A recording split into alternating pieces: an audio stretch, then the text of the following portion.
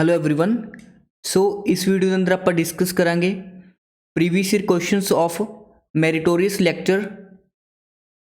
सो इस वीडियो के अंदर आप डिस्कस करांगे मैरिटोरियस केमिस्ट्री के 2016 के क्वेश्चंस नूं। ठीक है, जिस तरह तुहानूं पता मास्टर कैडर का लैवल थोड़ा बहुत ग्रैजुएशन वाल हुण जाता जा रहा है, इसलिए जिहड़े अपने कोल मैरिटोरियस के पेपर ने, लैक्चर कैडर के पेपर ने, वो ज़्यादा इंपॉर्टेंट हो जाते हैं अपने सॉल्व कर ली। आप डेली सीरीज़ स्टार्ट करांगे तो डेली प्रीवियस ईयर क्वेश्चंस नूं डिस्कस करिया करांगे। जिस तरह अपने कोल पहला क्वेश्चन हैगा, what will be the uncertainty in the position of a particle when uncertainty in the momentum is zero. ठीक है, हुण आपां नूं पता है अनसर्टेनिटी का प्रिंसीपल किस ने दिता सीगा, जिसनों आप बोलते हैं हाइजनबर्ग अनसर्टेनिटी प्रिंसीपल। ठीक है, इस प्रिंसीपल के अकॉर्डिंग की होंदा है अपने कोल कि आपां किसी भी पार्टिकल की जिहड़ी पोजीशन है तो मोमेंटम है उसनों एक्यूरेटली मैजर नहीं कर सकते एट अ टाइम। मतलब जो एक आपां एक चीज़ ही एक्यूरेटली मैजर कर सकते हैं, ਜਾਂ ਤਾਂ उसकी पोजीशन ਨੂੰ एक्यूरेटली मैजर कर सकते हैं ਜਾਂ उसके मोमेंटम ਨੂੰ ਕੀ कर सकते हैं एक्यूरेटली मैजर कर सकते हैं। तो उन्होंने एक इक्वेशन दी सी, इक्वेशन की सी अपने को delta x dot delta P greater than H over 4 पाई। और डेल्टा एक्स की होंदा है change in position and delta P का मतलब होंदा है चेंज इन मोमेंटम।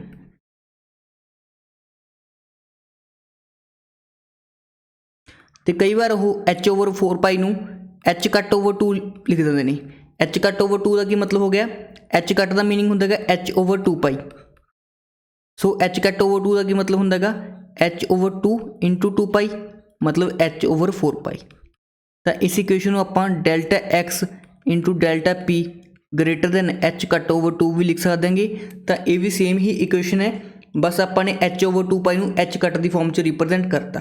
हुण क्वेश्चन के अकॉर्डिंग अपने को की डाटा गिवन हैगा कि जो अपने को uncertainty in the position of a particle, ठीक है, वैन मोमेंटम की जी अनसर्टेनिटी है, मतलब डेल्टा पी की वैल्यू की थी अपन जीरो दी हैगी।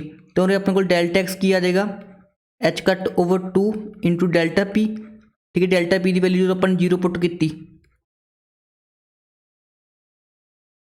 तो डेल्टा एक्स की वैल्यू क्या जानी है infinite, because anything over zero की होंगे अपने को इनफानाइट होंगे। तो चेंज इन मोमेंटम की हो सकता है इनफानाइट। ठीक है, हम इस लाइन का फिजिकल सिग्निफिकेंस समझो। चलो आंसर तो अपना आ गया ऑप्शन नंबर डी, बट इसका सिग्निफिकेंस की हो गया अपने को। हम डेल्टा एक्स अपन दिता कि delta P is equal to zero, मतलब जी अनसर्टेनिटी है मोमेंटम के अंदर की है जीरो। तो अपने को जी अनसर्टेनिटी है वो पोजीशन के अंदर की हो जानी है इनफानाइट हो जानी है। मतलब जो अपने पी नूं एक्यूरेटली मैजर कर लिया तो एक्स नूं आपां एक्यूरेटली मैजर नहीं कर पावांगे, उसके अंदर की आएगी काफ़ी ज़्यादा इनएक्यूरेसी आएगी। ठीक है, नेक्स्ट क्वेश्चन डिस्कस करते हैं। ठीक है, नेक्स्ट क्वेश्चन के अंदर आपां दिता हैगा two electrons present in an orbital are distinguished by. ठीक है, ऑर्बिटल की होंदा अपने को इस तरह का होंदा हैगा, उसके अंदर अपने को दो इलैक्ट्रॉन्स आ सकते हैं। एक दी स्पिन होंदी है अपने को प्लस हाफ तो दूसरे की स्पिन होंदी है माइनस हाफ। ठीक है, किहड़े क्वांटम नंबर के अकॉर्डिंग, स्पिन क्वांटम नंबर के अकॉर्डिंग। ठीक है, तो इसका आंसर किहड़ा आ जाएगा ऑप्शन नंबर बी करैक्ट हो जाएगा। बट आप सोल्यूशन नहीं देखना, इसके डिटेल एक्सप्लेनेशन देखनी है। तो आप सारे क्वांटम नंबर को रिवाइज करते हैं। अपने को 4 क्वांटम नंबर्स होंगे ने N L M L and M S. N का मतलब होंगे प्रिंसीपल क्वांटम नंबर, एल का मतलब होंगे अपने को azimuthal quantum number, M L का मतलब होंगे मैगनेटिक क्वांटम नंबर, तो एम एस का मतलब होंगे अपने को स्पिन क्वांटम नंबर। हम प्रिंसीपल क्वांटम नंबर किस दे बारे दसदा अपन एनर्जी दसदा हैगा, एनर्जी एंड शैल के बारे आइडिया दिंदा है, एनर्जी शैल एंड साइज के बारे। हम जिस तरह अपने को न्यूक्लियस है, न्यूक्लियस से पहला सब तो फर्स्ट सैल, फिर सैकेंड सैल, फिर थर्ड सैल, मतलब N is equal to 1, N is equal to 2, N is equal to 3। जिस तरह अपने को एन की वैल्यू इनक्रीज होएगी अपने को साइज भी की हो जाना इनक्रीज हो जाएगा, तो नाल दी नाल अपने को एनर्जी भी की होनी है इनक्रीज हो जानी है।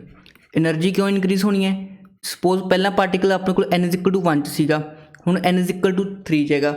एन इज इक्वल टू 3 च की होएगी घट अट्रैक्शन लगेगी न्यूक्लियस की, ਨਿਊਕਲੀਅਸ ਕੀ ਹੈਗਾ ਪੋਜ਼ਿਟਿਵ ਚਾਰਜ ਹੈਗਾ, ਜਿਹੜਾ ਇਹ ਇਲੈਕਟ੍ਰੋਨ ਹੈਗਾ ਉਹ ਨੈਗੇਟਿਵ ਚਾਰਜ ਹੈ। ਹੁਣ n=3 ਤੇ ਘੱਟ ਅਟਰੈਕਸ਼ਨ ਲੱਗੇਗਾ, ਜਦੋਂ ਅਟਰੈਕਸ਼ਨ ਘੱਟ ਲੱਗੇਗਾ ਤਾਂ ਮਤਲਬ ਇਨਡਾਇਰੈਕਟਲੀ ਕੀ ਹੋ ਜਾਏਗਾ એનર્ਜੀ ਵੱਧ ਜਾਂਦੀ ਹੈਗੀ, ਠੀਕ ਹੈ। ਜਿੰਨੀ ਜ਼ਿਆਦਾ ਅਟਰੈਕਸ਼ਨ ਉਨੀ એનર્ਜੀ ਘੱਟ, ਜਿੰਨੀ ਅਟਰੈਕਸ਼ਨ ਘੱਟ ਉਨੀ એનર્ਜੀ ਜ਼ਿਆਦਾ।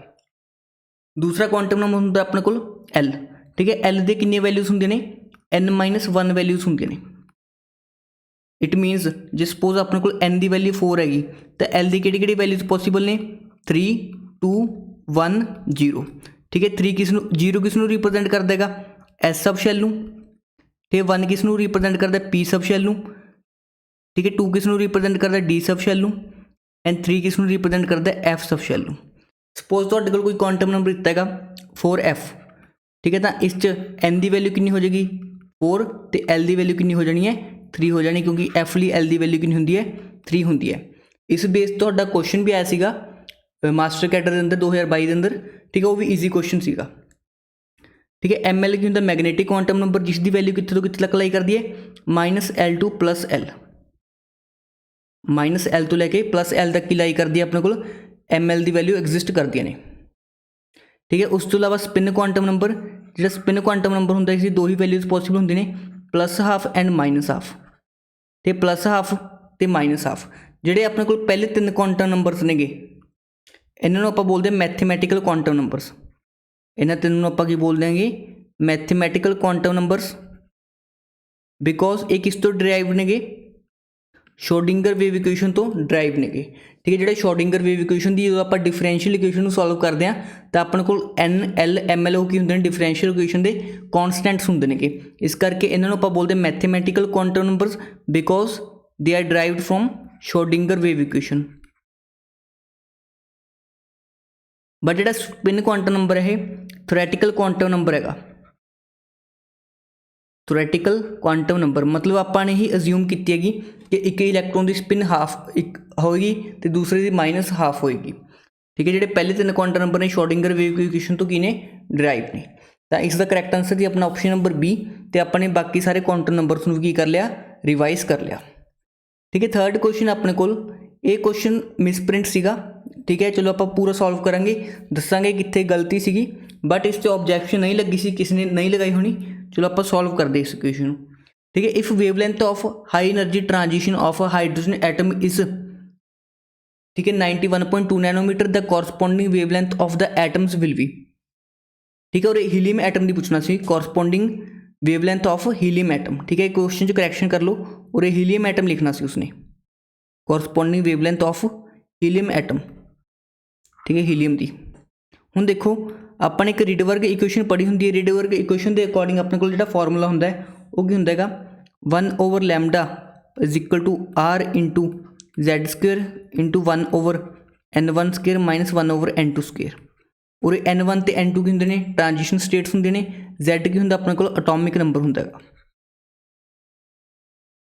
ਹੁਣ ਦੇਖੋ ਉਸਨੇ ਆਪਾਂ ਨੂੰ ਹਾਈਡਰੋਜਨ ਲਈ ਲੈਮਡਾ ਦੀ ਵੈਲਿਊ ਦੇਤੀ ਤੇ ਪੁੱਛੀ ਕਿਸ ਲਈ ਸੀ ਹੀਲੀਅਮ ਲਈ, ਠੀਕ ਹੈ। ਉਰੇ ਆਪਾਂ ਹਾਈਡਰੋਜਨ ਲਿਖ ਲੈਣੇ ਆ ਤੇ ਉਰੇ ਆਪਾਂ ਹੀਲੀਅਮ ਲਿਖ ਦਿੰਦੇ ਹਾਂ, ਤਾਂ ਉਹ ਕਿਸੇ ਦੇ ਕੋਲ ਆ ਜਾਏਗਾ R × Z² × 1/n1² - 1/n2²। ਹੁਣ ਜੇ ਆਪਾਂ Z ਦੀ ਵੈਲਿਊ ਪੁੱਟ ਕਰੀਏ, ਹਾਈਡਰੋਜਨ ਦਾ ਅਟੋਮਿਕ ਨੰਬਰ ਹੁੰਦਾ 1 ਤੇ 1² ਮਤਲਬ 1 ਹੀ ਹੋ ਜਾਏਗਾ, ਮੈਂ ਸਿੰਪਲੀ 1 ਲਿਖਤਾ ਉਰੇ, ਠੀਕ ਹੈ। ਤੇ ਉਰੇ 2 ਪੁੱਟ ਕੀਤਾ, 2 ਦਾ ਸਕੁਅਰ ਕਿੰਨਾ ਆ ਜਾਏਗਾ 4, ਮਤਲਬ ਆਪਾਂ ਕਹਿ ਸਕਦੇ ਹਾਂ 1/λ ਆਫ ਹਾਈਡਰੋਜਨ = 1, 1/λ ਆਫ ਹੀਲੀਅਮ ਕਿਸ ਦੇ ਇਕੁਅਲ ਆ ਜਾਏਗਾ 4 ਦੇ ਇਕੁਅਲ ਆ ਜਾਏਗਾ। ਤਾਂ ਇਹਨਾਂ ਦੀ ਜੇ ਆਪਾਂ ਰੇਸ਼ੋ ਲੈ ਲਈਏ ਤਾਂ ਆਪਣੇ ਕੋਲ ਕੀ ਬਣ ਜਾਏਗਾ λ ਆਫ ਹੀਲੀਅਮ /λ ਆਫ ਹਾਈਡਰੋਜਨ ਕਿਸ ਦੇ ਇਕੁਅਲ ਆ ਜਾਏਗਾ 1/4 ਦੇ ਇਕੁਅਲ ਆ ਜਾਏਗਾ। ਮਤਲਬ λ ਆਫ ਹਾਈਡਰੋਜਨ ਕਿਸ ਦੇ ਇਕੁਅਲ ਆ ਜਾਏਗਾ, ਸੌਰੀ λ ਆਫ ਹੀਲੀਅਮ ਕਿਸ ਦੇ ਇਕੁਅਲ ਆ ਜਾਏਗਾ λ ਆਫ ਹਾਈਡਰੋਜਨ / 4। ਹੁਣ λ ਆਫ ਹਾਈਡਰੋਜਨ ਕਿੰਨਾ ਦਿੱਤਾ ਸੀਗਾ ਆਪਾਂ ਨੂੰ 91.2, ਠੀਕ ਹੈ। λ ਆਫ ਹੀਲੀਅਮ ਕਿੰਨਾ ਆ ਜਾਏਗਾ ਆਪਣੇ ਕੋਲ 91.2 ਨੈਨੋਮੀਟਰ / 4। ਜਦੋਂ ਇਸ ਨੂੰ ਸੋਲਵ ਕਰਾਂਗੇ ਆਪਣਾ ਆਂਸਰ ਆ ਜਾਏਗਾ 22.8 ਨੈਨੋਮੀਟਰ। ਤਾਂ ਇਸ ਦਾ ਕਰੈਕਟ ਆਂਸਰ ਕਿਹੜਾ ਬਣਨਾ ਸੀ ਆਪਸ਼ਨ B, ਠੀਕ ਹੈ। ਕਿਹੜੇ ਟੌਪਿਕ ਤੋਂ ਆਇਆ ਹੈ ਤੁਹਾਡਾ ਕੁਐਸਚਨ ਅਟੋਮਿਕ ਸਟਰਕਚਰ ਤੋਂ, ਤੇ ਮਾਸਟਰ ਕੈਡਰ ਦੇ ਅੰਦਰ ਇਸ ਸਾਲ ਅਟੋਮਿਕ ਸਟਰਕਚਰ ਤੋਂ ਟੋਟਲ 3 ਕੁਐਸਚਨ ਪੁੱਛੇ ਗਏ ਨੇ। ਮਾਸਟਰ ਕੈਡਰ 'ਚ ਐਟੋਮਿਕ ਸਟਰਕਚਰ 3 ਕੁਐਸਚਨ ਪੁੱਛੇ ਗਏ ਨੇ। ਜਨਰਲੀ ਪਹਿਲਾਂ ਨਹੀਂ ਪੁੱਛਦਾ ਸੀ ਇੰਨਾ, ਬਟ ਇਸ ਵਾਰ ਮਾਸਟਰ ਕੈਡਰ ਦੇ ਅੰਦਰ ਵੀ ज़्यादा ਕੁਐਸਚਨ ਆਏ ਨੇ। ठीक है, नैक्सट क्वेश्चन है भी तो बहुत ईजी क्वेश्चन है। नंबर ऑफ इलैक्ट्रॉन्स इन एलूमीनियम +3। ठीक है, जो भी प्लस का ज़्यादा मतलब होंगे कि अपने इलैक्ट्रॉन्स को की किया, रिमूव किया, इलैक्ट्रॉन्स को की किया गया, रिमूव किया गया। हुण देखो एलूमीनियम +3 के अंदर एलूमीनियम को टोटल 13 इलैक्ट्रॉन्स होंगे ने, बट +3 मतलब कि 3 इलैक्ट्रॉन रिमूव करता, तो एलूमीनियम +3 कितने इलैक्ट्रॉन हो गए, 13 - 3 डैट इज़ 10 इलैक्ट्रॉन्स। ये बहुत ईजी क्वेश्चन सीगा, 10 सैकेंड का क्वेश्चन सीगा। ऑप्शन ए करैक्ट हो जाएगा इसका। बट आप एक्सट्रा इंफॉर्मेशन की लेनी है कि कुछ स्पीशीज़ होंगे जिन्होंने आप बोलते हैं isoelectronic species. Isoelectronic species, isoelectronic species किन्होंने बोलते हैं, जिन्होंने को same number of electrons present होंगे ने, सेम नंबर ऑफ इलैक्ट्रॉन्स, जिहड़े स्पीशीज़ को सेम नंबर ऑफ इलैक्ट्रॉन्स होंगे ने उन्होंने आप बोलते हैं आइसो इलैक्ट्रॉनिक स्पीशीज़। जिस तरह अपने को नियोन, सोडियम पॉजिटिव, ठीक है, मैग्नीशियम +2, एलूमीनियम +3, ठीक है, F- O-2, ठीक है, N-3, इन्हें सब को की ने 10 इलैक्ट्रॉन्स ने। इसलिए इस तरह स्पीशीज़ को आप बोल देंगे आइसो इलैक्ट्रॉनिक स्पीशीज़ बोल देंगे। जो भी आइसो इलैक्ट्रॉनिक स्पीशीज़ होंगे ने उन्होंने केस जो अपने आयनिक रेडियस को कंपेयर करना हो, किसनों कंपेयर करना हो, आयनिक रेडियस नूं, तो आयनिक रेडियस का की ट्रेंड होंदा, आयनिक रेडियस सब तो ज़्यादा होंदा अनायन का, फिर न्यूट्रल का, फिर की होंदा कटायन का। अनायन का की मतलब होंदा जिन्होंने नैगेटिव चार्ज होंदा, जिन्ना ज़्यादा नैगेटिव चार्ज उन्ना की होंदा आयनिक रेडियस, तो कटायन मतलब पॉजिटिव चार्ज, जिन्ना ज़्यादा पॉजिटिव चार्ज उन्ना आयनिक रेडियस की होएगा, घट होएगा। तो इन्हों के आयनिक रेडियस का की ऑर्डर बन जाएगा आइसो इलैक्ट्रॉनिक स्पीशीज़ लिए सब तो ज़्यादा N-3, फिर अपने को O-2, फिर F-, फिर नियोन, फिर सोडियम प्लस, फिर मैग्नीशियम +2, फिर एलूमीनियम +3। इस साल पीरियोडिक टेबल तो भी 2 क्वेश्चन आए थे, तो पीरियोडिक टेबल में भी अपने चंगी तरह पढ़ के जाना है। किहड़े क्वेश्चन आए थे, नहीं 3 क्वेश्चन आए थे पीरियोडिक टेबल चो इस बार। ठीक, किहड़े क्वेश्चन आए थे मैं तुहानूं दस दांगा। एक तो आया से अपने को स्लेटर कॉन्सटेंट तो, स्लेटर कॉन्सटेंट तो आया सीगा। ठीक है, एक इलैक्ट्रॉन एफिनिटी का क्वेश्चन आया सीगा, इलैक्ट्रॉन एफिनिटी का एज इट इज़ मेरा टेस्ट सीरीज़ का क्वेश्चन सीगा। तो एक अपने को एम्फोटेरिक ऑक्साइड तो क्वेश्चन आया सीगा। ठीक है, 3 ईजी क्वेश्चन सीगे। स्लेटर कॉन्सटेंट वाला मे भी कुछ स्टूडेंट्स नहीं लग्या होगा, बाकी 2 क्वेश्चन ईजी सीगे। तो इस चैप्टर में भी अपने पीरियोडिक टेबल में चंगी तरह करके जाना है। जिहड़ा ओल्ड पैटर्न सीगा उसके अंदर कोऑर्डिनेशन कंपाउंड्स तो ज़्यादा क्वेश्चन आते थे। ठीक है, होर कैमिकल काइनैटिक्स तो ज़्यादा क्वेश्चन आते थे, बट जो इस साल पेपर होया उस कोऑर्डिनेशन तो सिर्फ एक ही क्वेश्चन आया। पीरियोडिक टेबल जो 3 क्वेश्चन आ गए, कैमिकल बॉन्डिंग कोई क्वेश्चन नहीं आया, तो थोड़ा जिहा पैटर्न की करता उन्होंने चेंज करता। मैटलर्जी तो कोई क्वेश्चन नहीं आया है। ठीक है, नैक्सट क्वेश्चन देखो, choose the correct statement, N orbital and can accommodate maximum 2 electron with opposite spin. बिल्कुल सही गल है। एक ऑर्बिटल के अंदर 2 इलैक्ट्रॉन्स होंगे विद ऑपोजिट स्पिन, एक की स्पिन होंगी +½ दूसरे की होंगी -½ बिल्कुल सही गल है। ठीक है, S orbital are non direction, बिल्कुल सही गल है, क्योंकि एस ऑर्बिटल की होंगे ने स्फेरिकल शेप के होंगे ने, स्फेरिकल की कोई डायरैक्शन नहीं होंगी, इसलिए कि होंगे ने नॉन डायरैक्शनल होंगे ने। जबकि अपने को ठीक है पी ऑर्बिटल की होंगे ने डायरैक्शनल होंगे ने। ठीक है, पी ऑर्बिटल की शेप की होंगी है डंबल टाइप शेप होंगी है, जिस तरह इस तरह ही शेप होंगी है। ठीक है, एक जो आप एक्स एक्सिस लॉन्ग लैन तो इसमें PX बोलेंगे, जो वाई एक्सिस के लॉन्ग लैन PY लवेंगे, तो Z एक्सिस लॉन्ग लैन PZ लवेंगे। मतलब इन्हों की X direction, Y direction, Z direction एक स्पैसीफिक ही डायरैक्शन है, इसलिए पी ऑर्बिटल्स की होंगे ने डायरैक्शनल होंगे ने। पी ऑर्बिटल की होंगे ने अपने को डायरैक्शनल होंगे ने, जबकि S ऑर्बिटल की होंगे ने स्फेरिकल होंगे ने, स्फेयर की कोई डायरैक्शन नहीं होंगी। Electron in motion can behave as wave. ठीक है, इलैक्ट्रॉन पार्टिकल की तरह ही बिहेव करता है तो वेव की तरह ही बिहेव करता है।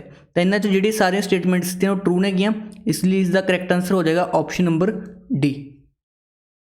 ठीक है, next question very important question, एक क्वेश्चन बनता तो थर्मोकैमिस्ट्री तो। ठीक है, जिस तरह अपने को थर्मोडायनेमिक्स होंगी है, एक थर्मोकैमिस्ट्री होंगी है। ठीक है, थर्मोकैमिस्ट्री का क्वेश्चन सीगा वैरी इंपॉर्टेंट क्वेश्चन। ठीक है, इस क्वेश्चन पूछेगा बॉन्ड डिसोसीएशन एनर्जी दित्तियां गईयां, हाइड्रोजन दी क्लोरीन दी HCl दी, ठीक है। इंथैल्पी ऑफ फॉर्मेशन पूछे HCl गैस का।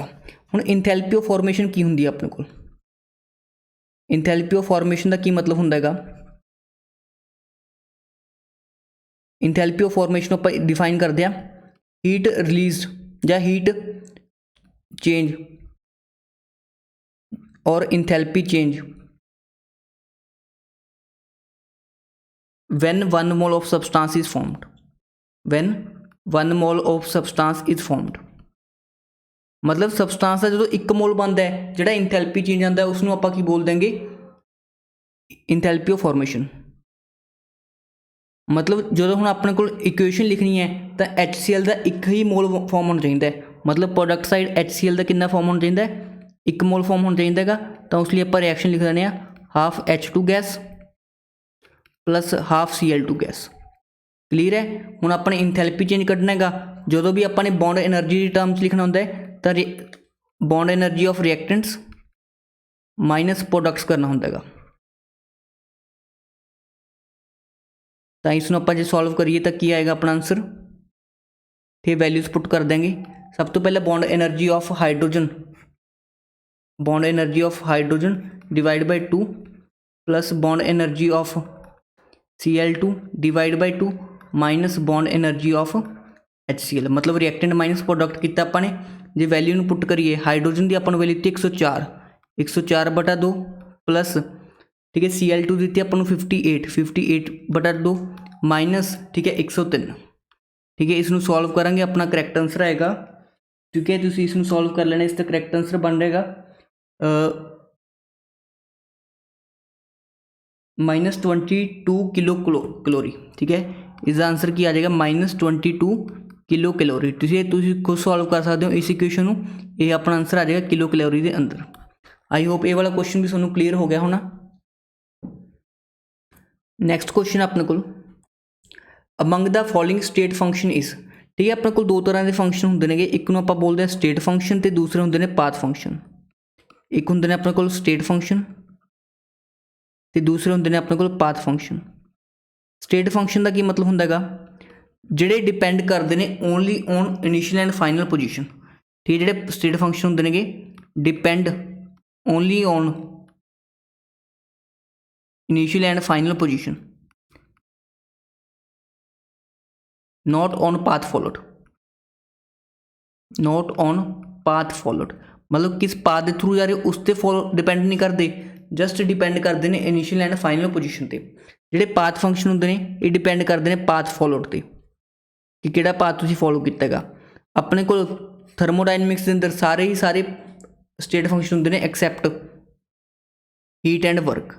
जिहड़े हीट एंड वर्क ने वो की होंगे ने पाथ फंक्शन होंगे ने, इस तो इलावा सारे की होंगे ने अपने को स्टेट फंक्शन होंगे ने। ठीक है, तो स्टेट फंक्शन किहड़े होंगे ने अपने को, जे आप लिखिए जिन्ने भी आप टर्म्स यूज़ करते हैं accept heat and work, like internal energy change हो गया, इंथैल्पी चेंज हो गया, गिब्स फ्री एनर्जी चेंज हो गया, ठीक है, हेल्महोल्ट्ज़ फंक्शन चेंज हो गया, इंट्रोपी चेंज हो गया, ठीक है, उसके अलावा वॉल्यूम हो गया, प्रैशर हो गया, टैंपरेचर हो गया, सब की ने अपने को स्टेट फंक्शंस ने।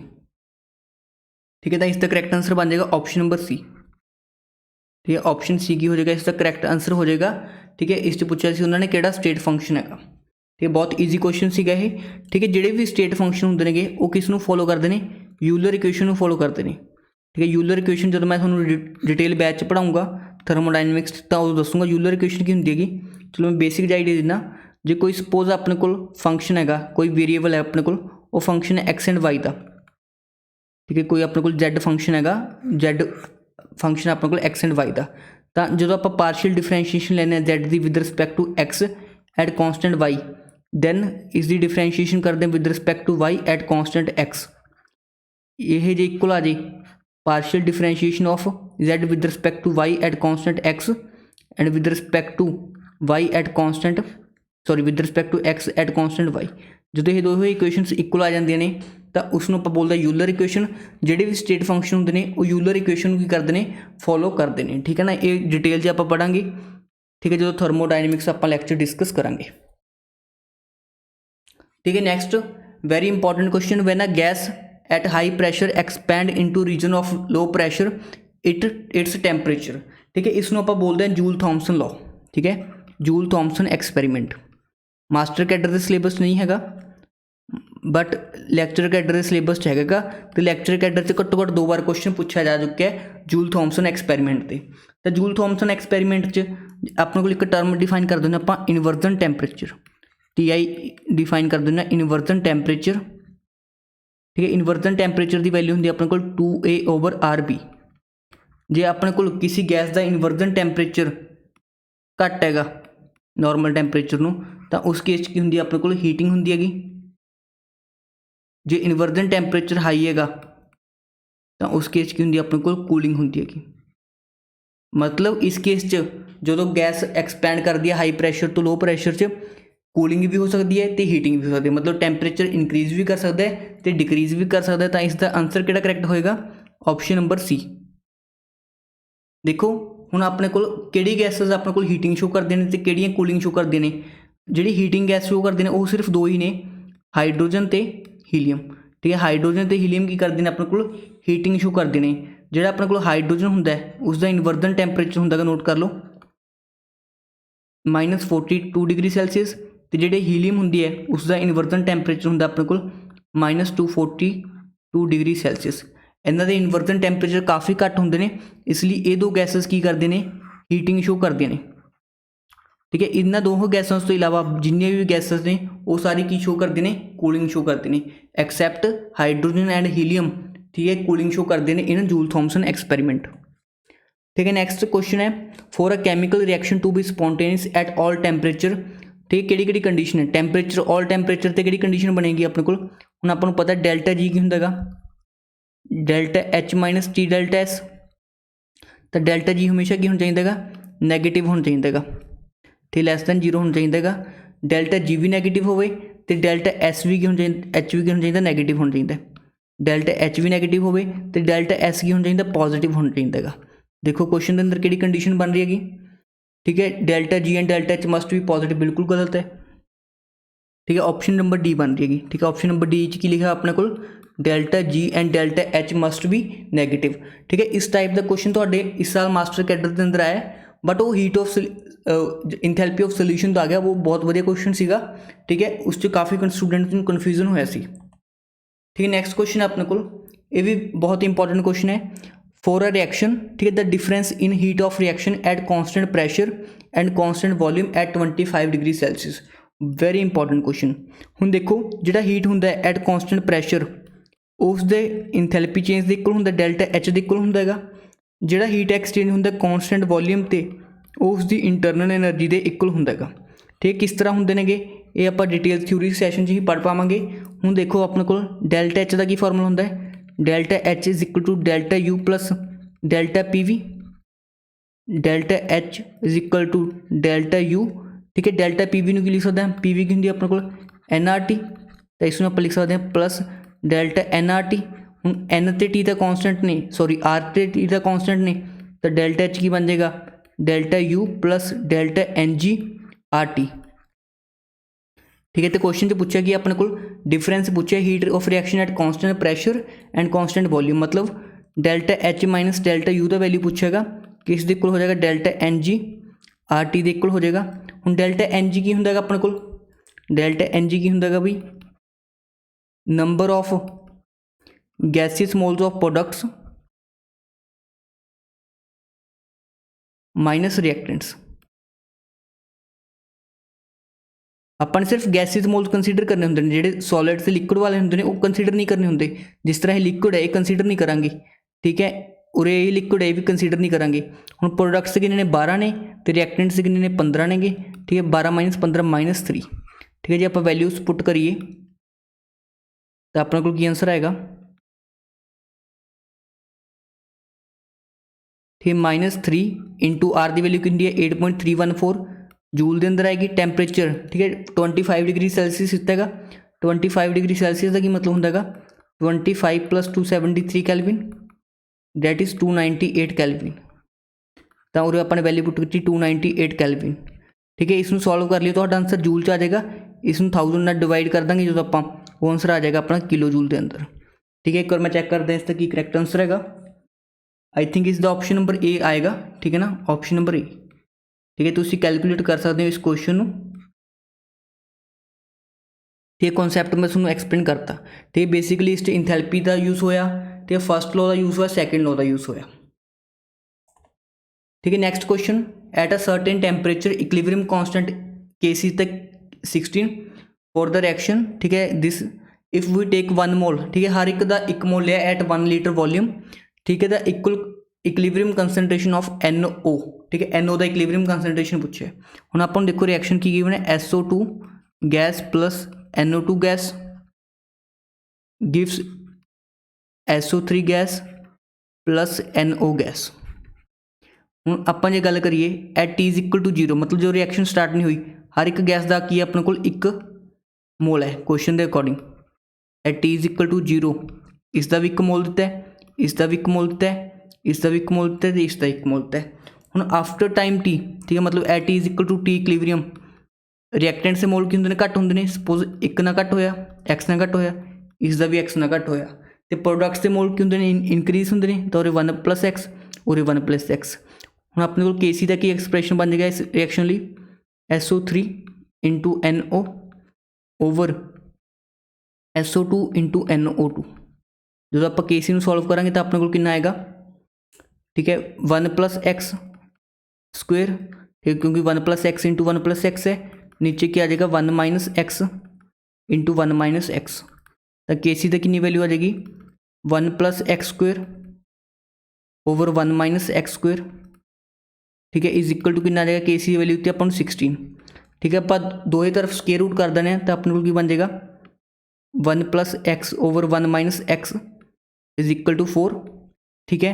हुण अपने एक्स की वैल्यू फाइंड आउट करनी है, जो आप एक्स में सॉल्व करिए, ठीक है, 1 प्लस एक्स किस इक्वल आ जाएगा 4 माइनस 4x, ठीक है, 5x किस इक्वल आ जाएगा 3 दे, तो x किस इक्वल आ जाएगा 3/5 दे, ठीक है। तो अपन कॉन्सनट्रेशन किसका पूछेगा NO का, तो NO का कितना आएगा 1 प्लस एक्स, मतलब 1 प्लस एक्स करना सी 1 प्लस एक्स मतलब 1 प्लस 3/5 डेट इज 8/5, ठीक है, 8/5 मतलब 5 1 5, ठीक है, 3 1.6 मोल्स किया जाएगा, इसका आंसर आ जाएगा, ठीक है। तो इसका करैक्ट आंसर बनना सी ऑप्शन नंबर ए, ठीक है ना। आई होप सारे कॉन्सैप्ट क्लीयर हो गया होना, ठीक है। नैक्सट क्वेश्चन अपने को कैल्शियम कार्बोनेट का डीकंपोजिशन दिता है, तो डेल्टा H पॉजिटिव दिता है इन अ क्लोज कंटेनर, ठीक है। The pressure of CO2 gas, ठीक है, CO2 गैस का पूछेगा प्रेशर इनक्रीज होएगा डिक्रीज होएगा, की इफैक्ट पेगा। हुण देखो अपने को रिएक्शन की बनेगी,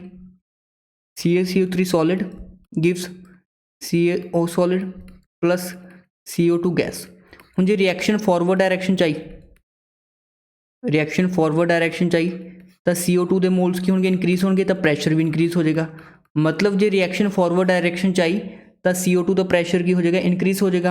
हुण डेल्टा H की अपन 110 किलो जूल, मतलब पॉजिटिव दिता है, डेल्टा H किया पॉजिटिव, डेल्टा H पॉजिटिव का की मतलब हैगा रिएक्शन इज एंडोथर्मिक, रिएक्शन की अपने को एंडोथर्मिक है। हुण जिहड़ी एंडोथर्मिक रिएक्शन ने वो हाई टैंपरेचर ते फेवर होंदे ने, ठीक है, और नोट करके लिख लो endothermic reaction are favoured at high temperature. Endothermic का की मतलब है उसनों हीट की रिक्वायरमेंट है, वो हीट अब्जॉर्व करेगी, हीट अब्जॉर्व कदों करेगी at high temperature. Endothermic reaction are favoured at high temperature. Favour का की मतलब होंदा है कि फॉरवर्ड डायरैक्शन च जाने की tendency. Endothermic reaction are favoured at high temperature, ठीक है। तो एक्सोथर्मिक रिएक्शन होंगे ने वो लो टैंपरेचर की फेवर होंगे हैं। हुण जे अपने को टैंपरेचर इनक्रीज हो गया रिएक्शन फॉरवर्ड डायरैक्शन चली जानी है, तो अपने को जिहड़ा प्रैशर है CO2 का की हो जाएगा इंक्रीज हो जाएगा। तो इसका करैक्ट आंसर किहड़ा बनेगा अपने को ऑप्शन नंबर ए, ठीक है, increases if temperature is raised. हुण देखो नैक्सट क्वेश्चन की कहता है अपने को, ठीक है, रिलेशन पूछे KP एंड KC विच, ठीक है। KP KC के अंदर की रिलेशन होंदा है KP is equal to KC RT दी पावर डेल्टा NG, ठीक है, ये वाला रिलेशन होंदा अपने को, ठीक है। मोस्ट इंपॉर्टेंट रिलेशन है, इस साल इस रिलेशन तो 2 क्वेश्चन आ गए, ठीक है। मास्टर कैडर 2022 के अंदर इस रिलेशन तो कितने क्वेश्चन आए 2 क्वेश्चन आ गए, ठीक है। इन्ने ईजी क्वेश्चन सीगे वो, सारे स्टूडेंट्स ਦੇ सही ਸੀਗੇ। ठीक है। एज इट इज़ मेरी टैस्ट सीरीज च मैंने कई बार करवा रखे थे क्वेश्चन, ठीक है ना। 25+ क्वेश्चन एज इट इज़ अपनी टैस्ट सीरीज चो ही रिपीट हो गई सी इस साल 2022 के अंदर। ठीक है। अपने लैक्चरस के अंदरों स्पैक्ट्रोस्कोपी के ते काफ़ी सारे क्वेश्चन एज इट इज़ आए थे। तो जे आप गल करिए क्वेश्चन की, N2 + 3H2 गिव्स 2NH3, तो इस केस डेल्टा एन जी कितना हो जाएगा अपने को 2 - 1 - 3, मतलब -2 हो जाएगा, क्योंकि प्रोडक्ट के 2 ने तो रिएक्टेंट के कितने 4। ठीक है। 2 - 4 कितना हो जाएगा अपने को -2, तो KP = KC RT की पावर की आ जाएगा -2, करैक्ट आंसर आ जाएगा। तो कि ऑप्शन बन रहा है ऑप्शन नंबर डी। ठीक है। ये भी ईजी क्वेश्चन सीगा, मैरिटोरियस के पेपर च आया हुआ। ठीक है। नैक्सट क्वेश्चन अपने को फॉर अ रिएक्शन, ठीक है, द इक्विलिब्रियम कॉन्स्टेंट, ठीक है, KC किस से डिपेंड करता है? KC depends only and only on temperature. ठीक, KC टेम्परेचर पर ही डिपेंड करता है। किस तरह डिपेंड करता है? log of KC at temperature 2 over at KC at temperature T is equal to delta H over 2.303 R 1/T1 - 1/T2। ठीक है। तो टेम्परेचर पर डिपेंड करता है। जिस तरह आप टेम्परेचर इनक्रीज करांगे तो अपने को K की वैल्यू की होंगी है, इनक्रीज होंगी है। ठीक है। तो इसका करैक्ट आंसर ए दिता गया सीगा, बट वॉल्यूम ऑफ वैसल तो आई थिंक नहीं डिपेंड करता है, बट फिर भी टेम्परेचर ऑप्शन ए के अंदर ही मैंशन है, तो इसका करैक्ट आंसर ऑप्शन ए ही बनना सी। ठीक है। A piece of copper is added to an aqueous solution of FeCl3। ठीक है। इस क्वेश्चन को करने लिए आपको रिएक्शन पता होनी चाहिए सी, जो आप कॉपर को FeCl3 के अंदर की करते हैं, डिजोल्व कर देंगे। ठीक है। जो कॉपर को आप FeCl3 आप फेज मैंशन करते हैं, कॉपर सॉलिड प्लस FeCl3 जो आप ऐड कर देंगे तो अपने को की बनता है कॉपर +2 एक्वस प्लस FeCl2। हूँ देखो उरे Fe+3 ऑक्सीडेशन स्टेट है, मतलब Fe+3 एक्वस है, उरे की अपने को Fe+2 एक्वस है, मतलब अपने को किते भी आयरन फॉर्म नहीं होया, आयरन सॉलिड फॉर्म नहीं होया।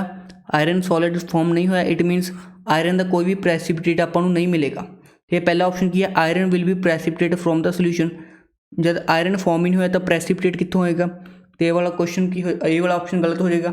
No iron will be precipitated, बिल्कुल सही गल है, क्योंकि अपने को FeCl2 फॉर्म होया, मतलब वो Fe2+ आयंस की फॉर्म च एग्जिस्ट करेगा, तो आयरन का अपने को फॉर्म ही नहीं होया, इसलिए इसका करैक्ट आंसर बनना सी option number B. I hope सारे सोल्यूशन थोड़ा क्लीयर हो गए होंगे।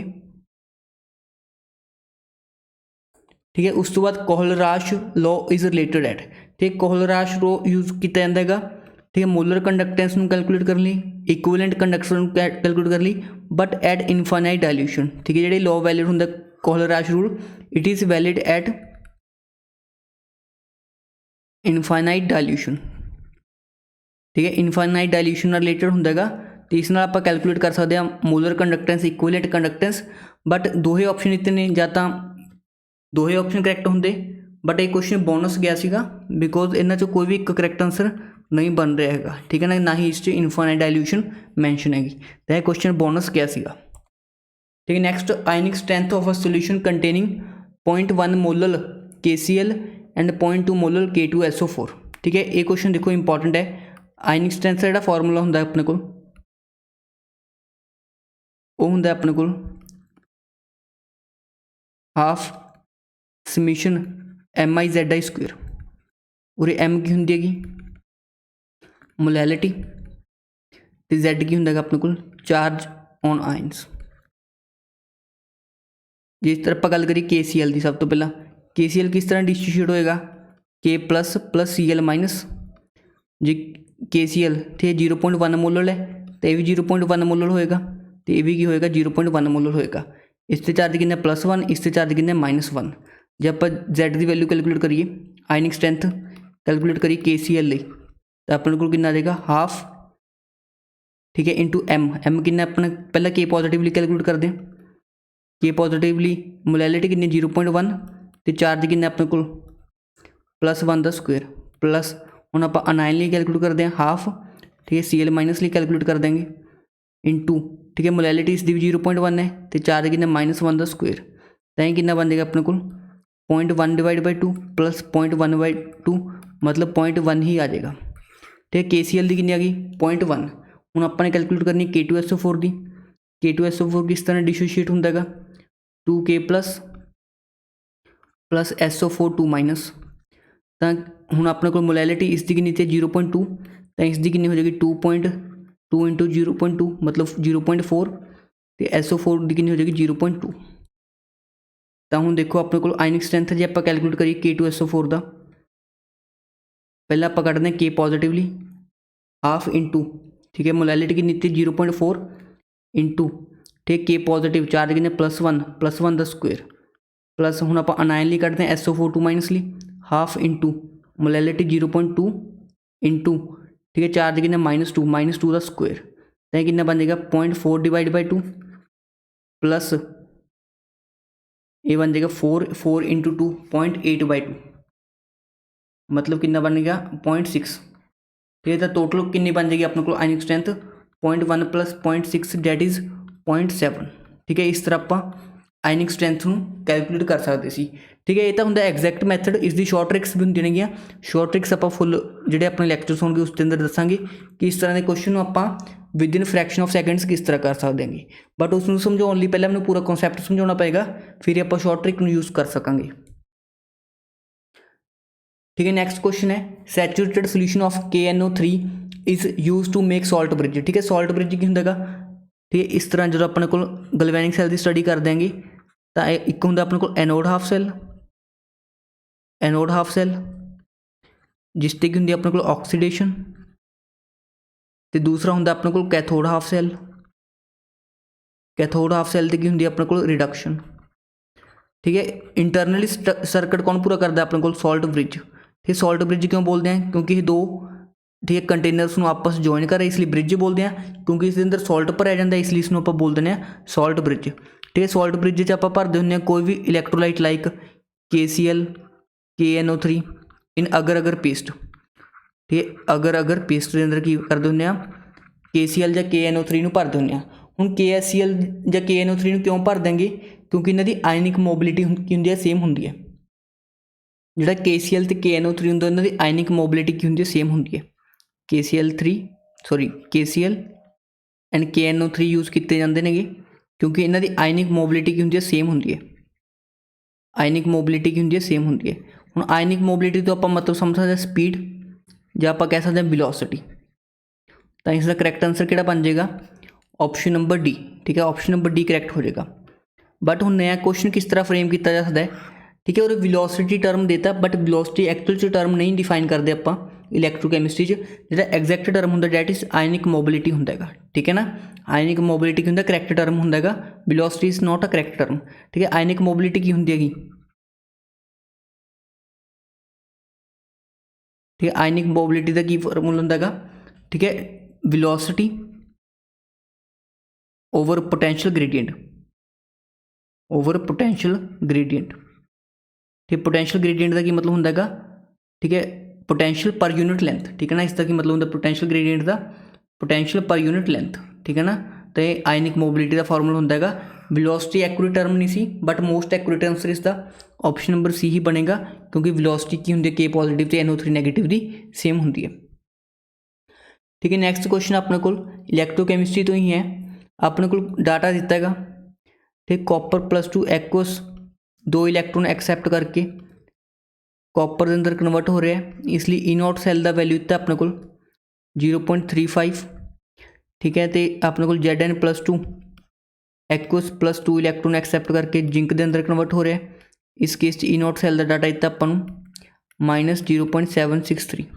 अपन पता है जिसका E0 का वैल्यू रिडक्शन पोटेंशियल का वैल्यू ज़्यादा होंगे उसका आप बनाने कैथोड बनाने, मतलब एक ही एक्ट करेगा कैथोड करेगा, जिसके रिडक्शन पोटेंशियल की वैल्यू ज़्यादा होंगी है उसका आप कैथोड बनाना होंगे, तो ये वाला की बन जाएगा अपने को एनोड बन जाएगा। हूँ अपने को E0 सैल किस इक्वल होंगे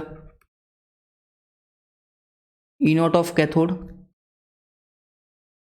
माइनस E0 ऑफ एनोड, तो E0 ऑफ कैथोड कितना अपने को 0.35 तो E0 ऑफ एनोड कितना अपने को -0.763। इसमें सॉल्व करेंगे अपने को आंसर आएगा 1.114 1.11 वोल्ट। ठीक है ना। उस तो बाद जे आप देखिए हाँ 1.11 वोल्ट ही आ रहा है। उस तो बाद अपन लास्ट इक्वेशन पढ़ रखी हैगी।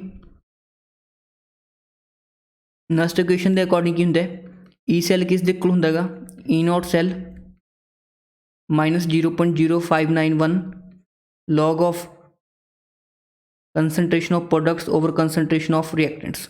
हुण प्रोडक्ट्स से रिएक्टेंट किस तरह डिस्कस करांगे आपां नैट रिएक्शन तो। ऑक्सीडेशन किस दा हो रहा है अपने को जिंक का, मतलब ZN सॉलिड किस च कन्वर्ट हो रहा है ZN+2 एक्वस +2 इलैक्ट्रॉन। तो कॉपर का की हो रहा है रिडक्शन कॉपर +2 2 इलैक्ट्रॉन एक्सैप्ट करके कॉपर के अंदर कन्वर्ट हो रहा है। तो नैट रिएक्शन की हो रही है अपने को ZN solid plus copper +2 ions giving ZN+2 plus copper.